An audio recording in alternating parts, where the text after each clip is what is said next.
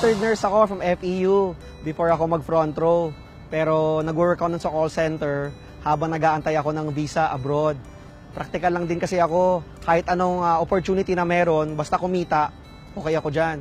Ayun, habang nag-work ako, medyo kapos sa income, kapos sa kita. Siyempre, nag-call center ako para kumita ng mas malaki kaysa sa pag-nurse.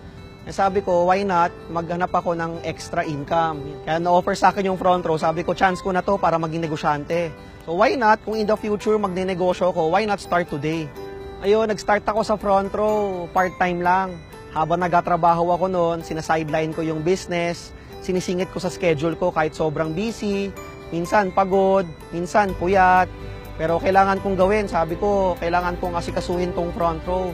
Alam ko, one day, mayroon akong patutunguhan, one day magkakaresulta ako. Dito sa front row, na-offer sa akin time freedom and financial freedom. First car ko sa front row, nakabili ako ng Honda Civic.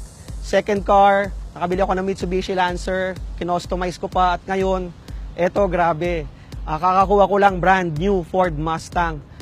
Never ko inakala buong buhay ko na makakabili ako ng sports car. Sarap mangarap pag front row ka kasi unti-unting natutupad. Ito nangyayari sa amin, nagisimula pa lang at naniniwala ako marami pang magandang mangyayari. Ako si Rod, I am forever front row.